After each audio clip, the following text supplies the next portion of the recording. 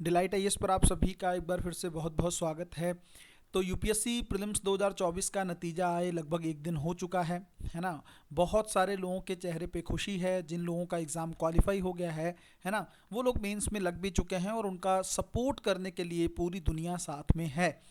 लेकिन जो लोग फेल हो चुके हैं, असफलता जिनके हाथ लगी है, वो लोग निराश हैं, परेशान हैं, दुखी हैं और इवन उनके साथ खड़ा होने वाला कोई नहीं है ना। कल से लगातार जो है आप लोगों के मैसेजेस आ रहे हैं कि सर परेशानी है, मन में पीड़ा है, किस तरीके से चीज़ों को अब डील किया जाए, क्या करना चाहिए, अटेम्प्ट छोड़ देना चाहिए, जॉब सोचना चाहिए, प्लान बी पर वर्क करना चाहिए, है ना। इस तरह के बहुत सारे ख्यालात आप लोगों के मन में आ रहे हैं। तो मुझे लगता है इन लोगों के बारे में बात करना ज़रूरी है। एक सही डायरेक्शन आप लोगों को यहाँ से मिलना बहुत ज़्यादा ज़रूरी है। एक छोटा सा गलत डिसीजन जो है आप लोगों के करियर को पूरी तरीके से बर्बाद करके रख सकता है ना। तो थोड़ा सा हम लोग इस बारे में गहराई से चर्चा करेंगे, कोशिश करेंगे कि आपके चेहरे पे थोड़ी सी मुस्कान इस वीडियो के बाद में आ सके, है ना। आज सबसे पहले मैं कुछ बात नहीं करूँगा। आप देखिए, ये है नुपुर गोयल, ठीक है। और इन्होंने अपने लास्ट अटेम्प्ट में, सिर्फ फोकस करिएगा यहाँ पे, लास्ट अटेम्प्ट में इन्होंने ऑल इंडिया रैंक 11 जो है वो सिक्योर किया है ना। मैं आपको कुछ चेहरे दिखाने वाला हूँ जिन चेहरों ने लगातार कंसिस्टेंटली एफर्ट किया है और चीज़ें और रिजल्ट बदले हैं। यहाँ पे देखो आप, ये कीर्तना है, इन्होंने जो है ऑल इंडिया रैंक जो है 167 हासिल किया है। 5 साल प्रीलिम्स में फेल हुई है, लगातार प्रीलिम्स में फेल हुई और सिक्स अटेम्प्ट में आईएएस बन गई है। ये सोच के देखिए, मतलब कितनी बड़ी अचीवमेंट है, कितनी बड़ी उपलब्धि है कि 5 साल आप प्रीलिम्स में लगातार फेल हो जाओ, फिर एक ही बार में आपका प्रीलिम्स निकले, एक ही बार में मेंस निकले, एक ही बार में इंटरव्यू निकले और 167 बहुत बेहतरीन रैंक होती है, आप लोग इसको जानते हैं, है ना। तो आप इनको देख सकते हैं, बहुत ही इंस्पायर्ड स्टोरी। दूसरा, इन पर्सन से तो मैं पर्सनली बहुत ही ज़्यादा इंस्पायर्ड हूँ। ये जो पर्सन है अनुदीप दृष्टि हैं, इन्होंने 2017 में यूपीएससी टॉप किया था, है ना। फिफ्थ अटेम्प्ट था इनका, लगातार एफर्ट किए। हालांकि पहले इनका सिलेक्शन हो चुका था, लेकिन कहीं ना कहीं पे जो इन्होंने 2017 में मेंस के मार्क्स इंक्रीज किए, उसमें लगभग 500 नंबर का इजाफा किया है इन्होंने। तो कहीं ना कहीं पे ये एक ऐसी पर्सनैलिटी और बहुत ही सिंपल पर्सनैलिटी है ना। लगातार एफर्ट करने वाले, कंसिस्टेंट रहने वाले। और सिंपल मैं इसलिए कह रहा हूँ कि आईएएस बनने के बाद भी इनके अंदर कोई ईगो नहीं है, कुछ नहीं। तो पर्सनली मैं इस आईएएस ऑफिसर से बहुत ज़्यादा इंस्पायर्ड हूँ और मुझे बहुत ही ज़्यादा अच्छे लगते हैं ये। कुछ मामलों में इसी तरह से आईएएस बनना चाहिए, लगातार एफर्ट करने चाहिए और बनने के बाद आपके अंदर बिल्कुल भी ईगो नहीं होना चाहिए। आप अपने आप को एक सेवक माने, एक सर्वेंट माने, ताकि जो समाज की सेवा के लिए बना है और आपने नहीं कुछ किया है, भगवान ने चाहा है, आपके एफर्ट थे कंसिस्टेंटली और किस्मत ने आपका साथ दिया है, तब जाके आप बने हो। तो इस चीज़ को हमेशा दिमाग में रख के फिर आगे चलकर चीज़ों को डील करना चाहिए। कई लोगों की सफलता जो है वो दिमाग पे चढ़ जाती है, कहीं ना कहीं पे वो चीज़ बहुत गलत होती है, उसका परिणाम भी उन्हें आने वाले टाइम में देखने को मिलता है। अब मैंने ये आपको फोटोज़ क्यों दिखाई, आप लोग तो बहुत सारे टॉपर्स को ऑलरेडी जानते हो, क्यों दिखाई। देखो भाई, ध्यान से इस चीज़ को आप लोग समझेंगे। देखो, अब ना यहाँ से मैं अलग अलग लोगों के लिए अलग अलग बात करने वाला हूँ। अगर कोई ऐसा पर्सन है जिसका फर्स्ट अटेम्प्ट फेल हुआ है ना, फर्स्ट अटेम्प्ट है, फेल हुआ है, तो आपको ज़्यादा परेशान नहीं होना है ना। एक भी दिन आप अगर परेशानी में रख रहे हो, कोई मतलब नहीं है इसका। एक बार में सब कुछ नहीं होता है ना। हाँ, ऐसे रिजल्ट्स हैं जो फर्स्ट अटेम्प्ट में अच्छी रैंक निकाल लेते हैं, बट कोई बात नहीं ना। फिर क्या हुआ, सेकेंड अटेम्प्ट में आपकी चीज़ें बेटर हो जाएंगी। थोड़ा सा कंसिस्टेंटली अपने आप को जो है अच्छे एफर्ट्स आपके देने हैं, कॉन्सेप्ट आपका अच्छे से बिल्ड होना चाहिए। तो जो कमियां हैं उस पर काम करना शुरू कर दो, है ना। स्ट्रेटेजी हम लोग अलग से डिस्कस करेंगे, अभी मैं सिर्फ आप लोगों को बता रहा हूँ किसको क्या करना है। दूसरी चीज़, अगर मान लीजिए किसी का सेकंड अटेम्प्ट फेल हुआ है, आपको भी ज़्यादा परेशान नहीं होना है, ठीक है। दोबारा से तैयारी करो। थर्ड अटेम्प्ट आपका फर्स्ट एंड फाइनल अटेम्प्ट होना चाहिए, मतलब फर्स्ट तो नहीं है अब, बट ये फाइनल अटेम्प्ट होना चाहिए। रैंक भी इसी में इंप्रूव करनी है, सिलेक्शन में भी इसी में लेना है, सब कुछ इसी अटेम्प्ट में करना है। इसको अब आप ये सोच लो, दिल जान की बाजी बना लो। आप जिंदगी जीने और मरने का एक हिसाब से अटेम्प्ट बना लो। अब ऐसा नहीं है कि नहीं होगा तो मर ही जाना है, बट बात ये है कि कम से कम पूरी जान जो है अपनी इसमें झोंक देनी है, इस अटेम्प्ट को लास्ट अटेम्प्ट बनाने के लिए। उसके अलावा अब जिन लोगों का थर्ड अटेम्प्ट था, देखो अब थोड़ा सा इनके बारे में मुझे बात करनी है। देखो, आपको ना थोड़ा सोचने की ज़रूरत है। क्या ऐसी चीज़ है जिसके चलते आपका बार बार प्रीलिम्स जो है असफल हो जा रहा है, फेल हो जा रहा है ना। हम ये अभी हम लोग मोटिवेशन की बात तो करेंगे ही, लेकिन आप एक चीज़ समझो। देखो, अगर मैं आपको सिर्फ ये बोलता रहूँ कि 8 अटेम्प्ट हो गए हैं, 6 अटेम्प्ट हो गए हैं, लगे रहो, तो वो भी एक गलत चीज़ होगी, गलत डायरेक्शन होगी। मेरा काम, मैंने आज तक अपने जीवन में कभी किसी को गलत गाइड नहीं किया है ना। इस तरह का मेरा रहा है। आप चाहो तो जितना हो सके आप वीडियोस को देख सकते हो, जान सकते हो, पर्सनली मेरे बारे में मिल सकते हो, तो आपको पता चल जाएगा चीज़ें मेरी किस तरह से हैं। गाइड मैंने कभी किसी को गलत नहीं किया है, इसीलिए आप देख सकते हैं कि एक जेन्युइन चीज़ निकल के आपके सामने आएगी। थर्ड अटेम्प्ट अगर आपका है तो आपको ये सोचने की ज़रूरत है कि ऐसी कौन सी गलती हो रही है जिसके चलते मेरा प्रीलिम्स क्वालिफाई नहीं हो पा रहा है। मैं छोड़ने की बात नहीं कर रहा हूँ, एक अटेम्प्ट और लो, फोर्थ अटेम्प्ट लो, और जैसे मैंने बोला इसको फाइनल अटेम्प्ट बनाओ, बट गलतियों पे काम करके। ऐसे नहीं जैसे अभी तक आपने 3 अटेम्प्ट खराब कर दिए, ऐसे नहीं।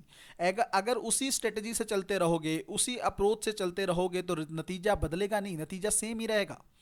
अगर आप चाहते हो कि रिजल्ट चेंज हो तो आपको स्ट्रेटजी चेंज करनी होगी। अगर आप चाहते हो कि आपका रिजल्ट अगली बार अनबिलीवेबल टाइप का आए तो आपको वॉक भी अलग तरीके से करना होगा, आपको सोचना अलग तरीके से होगा, आपका नज़रिया बाकियों से डिफरेंट होना चाहिए, तब जाके आप चीज़ें बेटर कर सकते हो। इस चीज़ को थोड़ा ध्यान से समझने की ज़रूरत है।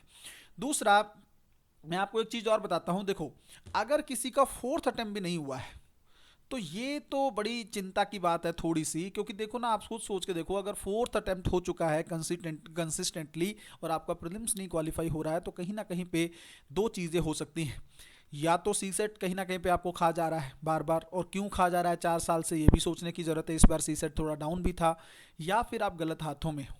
आप जिससे तैयारी कर रहे हो वो एक सही डायरेक्शन नहीं दे रहा है आपको, या फिर आपके पास जो कंटेंट आप पढ़ रहे हो वो कंटेंट सही नहीं है, मतलब आप सही तरीके से तैयारी नहीं कर रहे हो, आप गलत रास्ते पे हो, आपको रास्ता बदलना पड़ेगा, है ना। अब देखो, अगर फोर्थ अटेम्प्ट नहीं हुआ, अगर मान लो आप फिफ्थ अटेम्प्ट लेना चाहते हो, है ना, जैसे अभी मैंने आपको दिखाया, अभी सिक्स अटेम्प्ट में भी लोग क्वालिफाई किए हैं। देखो, जब 4 हो चुके हैं ना, तो 2 में कुछ और नहीं बिगड़ेगा, कुछ भी नहीं बिगड़ेगा, ठीक है। तो जिन लोगों के तो 6 अटेम्प्ट है जनरल में, तो ये तो मुझे लगता है पूरे अटेम्प्ट आप लोगों को दे देने चाहिए, क्योंकि देखो देखो किसी चीज़ को करने में ना 3-4 साल आपने ऑलरेडी लगा दिए हैं, अब कुछ नया पकड़ोगे 3-4 साल उसमें लग जाएंगे। इससे बेटर है कि थोड़ा सा इसी पे काम करके आने वाले 1-2 साल में चीज़ें बेटर कर लो आप लोग, है ना। आने वाले चाल में चीज़ें थोड़ी सी और अच्छी कर लो, इतना थोड़ा सा सोच सकते हो। मेरे हिसाब से कुछ नया करने से अच्छा है इसी में एफर्ट देके नतीजे को आप लोग बदल लो, है ना।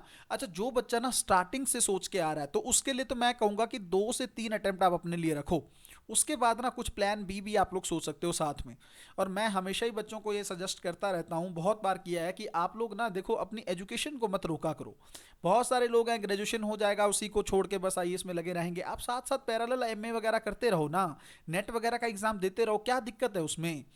ये चीज़ें अगर पैरेलल करते रहोगे तो कम से कम गैप तो नहीं आएगा। इवन इंटरव्यू में सवाल पूछा जाता है कि आपकी एजुकेशन में गैप क्यों है, क्या किया आपने उस टाइम पीरियड में। आप ये कहोगे कि तैयारी की है, तो थोड़ा सा एक नेगेटिव ही जाता है। साथ में कुछ ना कुछ एजुकेशन में आप लोग करते रहोगे तो उससे आपको बेनिफिट मिलेगा, और इवन आपका प्लान भी बहुत अच्छे से तैयार हो जाएगा, ठीक है। और अच्छा, अब हम लोग बात करते हैं कि जो ये नेगेटिविटी आ रही है, अब कल से बच्चे कह रहे हैं कि सर पेरेंट्स को क्या मुंह दिखाएं, है ना, दोस्तों को क्या बोलें, सब लोग वेट कर रहे थे रिजल्ट का, नेगेटिविटी हो चुकी है। माता पिता भी थोड़ा सा हालांकि कुछ बोल नहीं रहे हैं, बट घर में जो है एकदम सुनसान चीज़ें हैं, है ना, एकदम एक सूनापन आ चुका है, एकदम खामोशी है। कुछ समझ में नहीं आ रहा है कि चीज़ें, सोचा इतना कुछ था लेकिन हो ये सब गया। कुछ बच्चे ये भी कह रहे हैं ज़्यादातर कि सर बहुत एफर्ट किया था उसके बाद भी नहीं हुआ। देखो, एफर्ट करना इंपॉर्टेंट नहीं है, वो तो देखो सब लोग ही कर रहे हैं। मैं आपको कई बार बोल चुका हूं, देखो गधा मजदूरी नहीं करनी है, आपको स्मार्ट प्रिपरेशन करनी है। आपके एफर्ट सही थे या गलत थे, ये तो नतीजा ही बताएगा ना। आपके एफर्ट ही सही नहीं है तो फिर आप करते रहो 16 घंटे पढ़ाई, क्या फर्क पड़ता है उससे। भाई 16 घंटे अब सुबह से शाम तक गधा काम करता है, तो उसको क्या मिलता है, कोई वैल्यू नहीं है उसकी। मतलब मान लो कोई पर्सन है 250 रुपये 300 रुपये की मान लो दिहाड़ी पे काम कर रहा है, और वही कंप्यूटर वाला 2 घंटे में बैठ के अच्छा खासा कमा के जा रहा है, इसका मतलब क्या है, स्मार्ट वर्क है ना। यही तो डिफरेंस है, इसी डिफरेंस को समझना है। आपने एफर्ट किए, बट आपने सही डायरेक्शन में एफर्ट किए या नहीं किए, ये कौन डिसाइड करेगा, खुद ही से डिसाइड कर लिए क्या ये तो नतीजा डिसाइड कर रहा है ना। नतीजा नहीं आ रहा है, इसका मतलब एफर्ट गलत डायरेक्शन में जा रहे हैं। तो आपको एक सही डायरेक्शन की ज़रूरत है, एक सही गाइडेंस की ज़रूरत है। उस चीज़ को आप समझो। बार बार मैं कह रहा हूँ, अगले साल अगर नतीजा खराब होगा तो 2026 में जाएगी कहानी।